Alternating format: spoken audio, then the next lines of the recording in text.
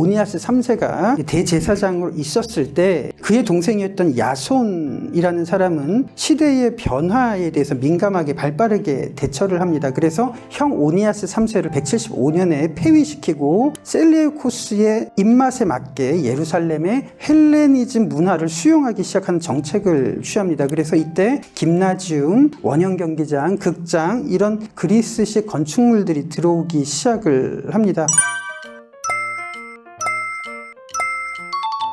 헬레니즘의 거친 파도가 시작이 됐습니다. 그래서 유대교는 기원전 175년을 기점으로 잔잔한 파도에서 거친 파도로 바뀌는 이런 경험들을 하게 됩니다. 이 유대교의 급격한 변화는 기원전 175년에 셀레우코스 왕조의 안티오쿠스 4세가 출현하면서 시작이 됐는데요. 맨체스터 박물관에서 찍은 안티오쿠스 4세의 기념 주화입니다. 이때부터 유대교는 커다란 박해에 직면을 하게 되는데 셀레우코스 왕조가 압도적인 병력으로 유대를 장악할 수 없었던 이유, 로마가 부상하고 있었기 때문에 그렇습니다. 로마가 카르타고를 무너뜨리고 지중해의 패권 국가로 출현을 했고요. 그 다음에 동쪽에서는 페르시아 영역을 흡수했던 파르티아 왕국이 확장을 하는 이 사이에서 셀레우코스 왕조가 유대 반란에만 집중할 수 없었던 그런 내부적인 어려움들이 있었습니다. 자, 이런 정치적인 상황에서 셀레우코스 안티오쿠스 4세는 이 유대 속주를 헬레니즘이라는 방식으로 동화시키고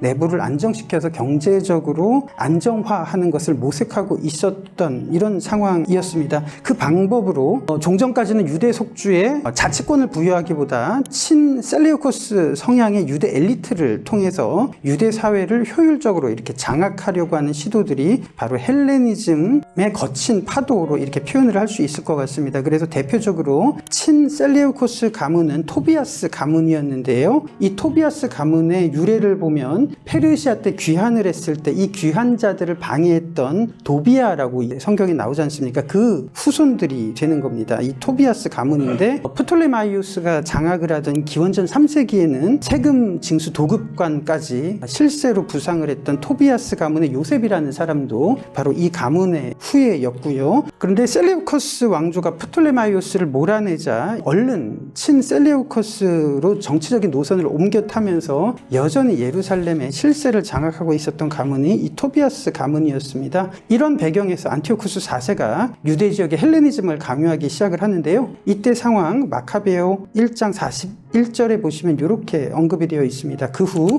안티오쿠스 왕은 온 왕국에 영을 내려 모든 사람은 자기 관습을 버리고 한 백성이 되어야 한다고 했다. 이것을 헬레니즘으로 동화시키려는 그 정책이었습니다. 이런 과정으로 반발로 발생을 했던 것이 마카비 혁명입니다. 안티오쿠스 4세의 박해가 시작이 되고 기원전 167년에 마카비 혁명이 일어나게 됩니다. 그리고 164년에 예루살렘 성전을 탈환했던 이 하누카 수전절을 지키게 됩니다. 그리고 142년에 시몬이 정치적으로 독립을 쟁취를 해서 하스몬 왕조를 세웠지만 이 100년도 못 가서 기원전 63년에 로마의 폼페이우스에 의해서 예루살렘이 함락이 되면서 이때부터 다시 예수 시대까지 유대 사회가 로마의 속주가 되는 그런 상황이었습니다. 반면 주후 30년에 벌어졌던 이 예수의 공생의 사역을 기록했던 복음서는 주후 70년 무렵이었던 1차 유대 전쟁이 있었을 때 이 무렵이었기 때문에 유대인들이 포로가 되고 예루살렘 성전이 파괴가 되는 이 상황에서 복음서를 기록을 해야 됐던 그 정치적인 문제를 생각을 해보신다면 이 시기가 검열의 시대였고 이런 시대에 어떻게 기록을 해서 효율적으로 배포할 수 있었을까 하는 그런 문제들도 있었기 때문에 이 기록 너머로 보이는 행간에서 그 진의를 우리들이 살펴볼 수 있으리라고 생각을 합니다.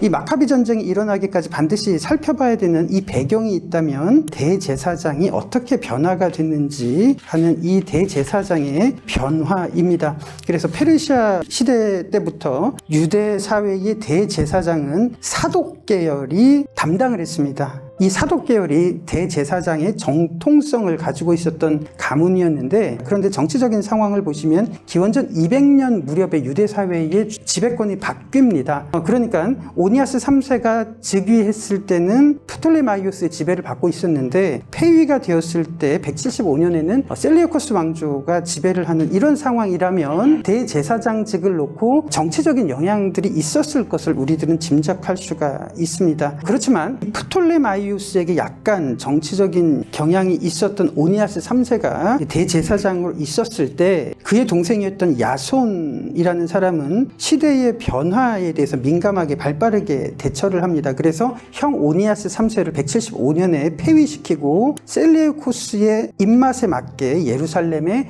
헬레니즘 문화를 수용하기 시작하는 정책을 취합니다. 그래서 이때 김나지움, 원형 경기장, 극장, 이런 그리스식 건축물들이 들어오기 시작을 합니다. 이런 정책을 펴기 시작을 했는데, 이런 변화에 반발을 했던 사람들이 바로 경건한 사람들로 대변되는 하시딤 그룹이 이렇게 해서 생기게 되는 겁니다. 야손이 안티오쿠스 4세에 의해서 대제사장직에 올랐지만 토비아스 가문의 후원을 받았던 메넬라우스라고 하는 인물이 안티오쿠스에게 거액의 돈을 바치고 난 이후에 대제사장직 자리에 올라갔던 시기가 바로 기원전 172년입니다. 그러니까 172년은 유대인들에게는 좀 특별한 해였을 겁니다. 왜냐하면 페르시아 시대로부터 이어졌던 사독 계열이 아니라 비사독 계열에서 대제사장직을 차지를 했고요. 하나님이 아니라 이방 세력에 의해서 임명된 최초의 대제사장이라고 하는 그런 인식들을 유대 사회에서는 가지고 있었습니다. 그래서 기원전 172년에 안티오쿠스 4세는 이 메넬라우스 대제사장을 앞세워서 지난 시간에 다윗의 도시를 말씀을 드렸는데, 예루살렘 외곽에 그리스식 폴리스를 만들어서 이곳에 친 셀레우코스 유대 엘리트들을 거주하게 해서 이것을 예루살렘의 헬레니즘화 시키는 전초기지로 이렇게 삼는 그런 움직임들이 기원전 172년부터 또 본격적으로 발생하게 되는 겁니다. 그래서 안티오쿠스 4세는 이 친 셀레우코스 유대 엘리트를 통해서 헬레니즘을 강요하는 동시에 유대 종교를 박해하죠. 그래서 할례, 율법, 안식일 준수를 금지시키고 제우스 제사를 강요했던 일들이 바로 이때 일어나게 되는 겁니다. 그래서 기원전 167년 12월부터 예루살렘 성전에서는 예루살렘 제사가 중단되고 제우스 숭배가 시작이 되는 시기입니다.